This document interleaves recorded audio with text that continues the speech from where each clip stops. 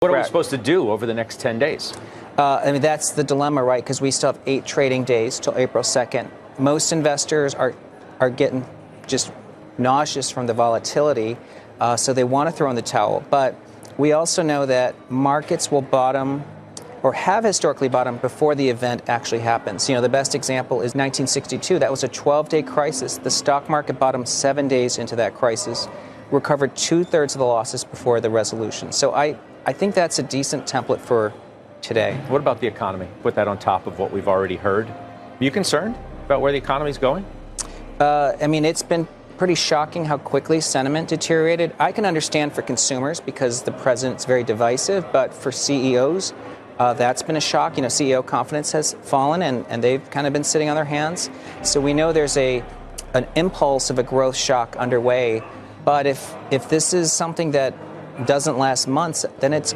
Tom Lee of Fundstrat discusses the market's current volatility and its potential impact on Bitcoin. While investors are nervous ahead of a key economic deadline, Lee highlights that markets often recover before major events, suggesting Bitcoin could follow the broader market's lead. Despite drops in CEO confidence and short-term economic slowdowns, Lee believes if confidence returns quickly, the impact could be limited. Lee also points out that global markets have outperformed the US, and with many investors holding cash, there's room for a positive surprise. For Bitcoin, its next move will depend on broader market sentiment, with a recovery in equities likely boosting Bitcoin's price. Lastly, Lee discusses Bitcoin's growing acceptance by institutions, especially through ETF. As tech giants like Apple and Amazon gain exposure to Bitcoin, this could signal a shift in the financial landscape, positioning Bitcoin as an alternative to traditional economic systems. Part of the uncertainty of all of this has been the, iron fist, maybe olive branch. Back to the iron fist, maybe an olive branch. What do you make of it? Well, I think markets should interpret it positively because I think when we talk to our clients, many are viewing tariffs as punitive, potentially protectionist, and driving several economies into recession. This sounds like that we could actually have a positive case scenario with these tariffs, one that's either mutually agreed upon or if it's reciprocal, but maybe a good deal for businesses, and I think it would set the stage for a much bigger recovery rally than we expect. When the S&P had a 10% drawdown, that's already priced 40% chance of a recession. I'd say the markets aren't agreeing necessarily with his view because China, Europe, Canada, Mexico have been massively outperforming the U.S. since February 18th. Those economies should be tumbling into recession if we have punitive tariffs. So I think markets are actually more paralyzed than necessarily pessimistic. But because the market is the economy, I think to the extent that stocks rebound sharply after April 2, if they do, I think it really staves off future economic Is the weakness. market the real economy? I think it's these days, to me, I think it's a really good snapshot of actual sentiment and actually even CEO decisions. Because as you know, when stocks fall, companies lose confidence. And as stocks recover, CEOs gain confidence. Europe tends to be single stock concentrated indices. So if you're buying Europe, you're basically buying industrials and financials. If you're buying Korea, you're buying Samsung. So I think if someone is looking for the best companies, they're still going to end up buying the U.S. One of the things that we have to keep in mind is this trade deal, if it's acceptable, could actually basically sort of blunt this whole issue of trade in the future, and it would actually make the U.S. more attractive again. I think markets were positively surprised by the Fed's move, in part because recent staff papers from the Fed had argued tariffs would actually be multi-year inflationary effects. So Fed Chair Powell's comments yesterday, I think, did catch a lot of folks by surprise, just because it is a view that markets probably wanted to hear, that they'd like to hear that the Fed is viewing tariffs as possibly transitory because that puts them in a position to actually intervene if labor markets start to weaken. And in fact, that's evident in the SEP because 90% of Fed staffers now see not only risk to growth, the GDP growth forecast, but it was 90% seeing it as downside risk. I think that the sort of the big elephant in the room has been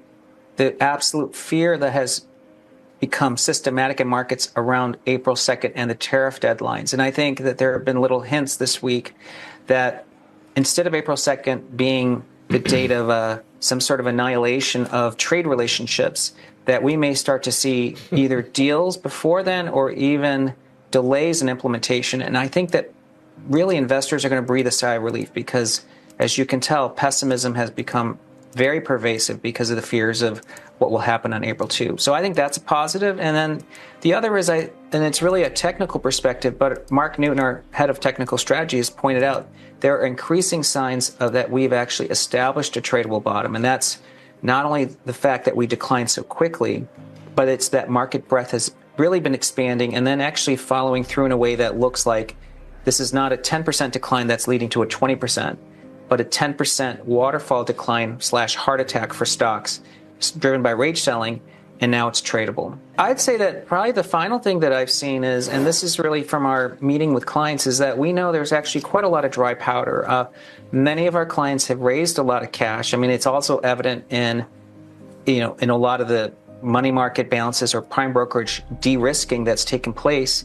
And it's at a time when investor sentiment has moved far more than is justified by the market moves. Whether you look at AAII or Investors Intelligence, both have registered recession-like readings and sentiment. And so it really creates the room for positive surprise. And that, again, I think it like what you just said, if tariff headlines aren't as bearish and if there's all this last-minute work on negotiating something, and yesterday there was a tweet about how into the night Hessett and Lutnick and Bessent were working on a trade deal that got so little notice. I think it just tells me markets could be positively surprised. Tom Lee, co-founder of Fundstrat, addresses the current market volatility, with investors feeling the pressure as key economic deadlines approach. He notes that markets often bottom before major events, and while there's been a short-term dip in CEO confidence and economic activity, Lee suggests that if conditions stabilize quickly, the overall impact on markets and Bitcoin could be temporary. He highlights that global markets, including Europe, Canada, and China, have outperformed the US, suggesting that the broader market sentiment may not be as pessimistic as it appears. Lee also touches on Bitcoin's growing role as a store of value, driven by increasing institutional interest, particularly through Bitcoin ETF. As tech giants like Apple and Amazon prepare to invest in Bitcoin via these financial products, it could pave the way for more widespread institutional involvement.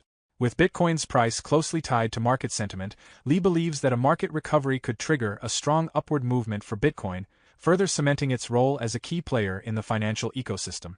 What usually happens when the Fed cuts and there's a no landing scenario or a soft landing? What are we looking at here? Yes, this table shows you how progressively over time, when a Fed cuts and there is no recession, it is hugely positive for the equity market, because when you get to 3 months out, the 7 of 7 times when the cutting cycle starts, stocks have never been lower.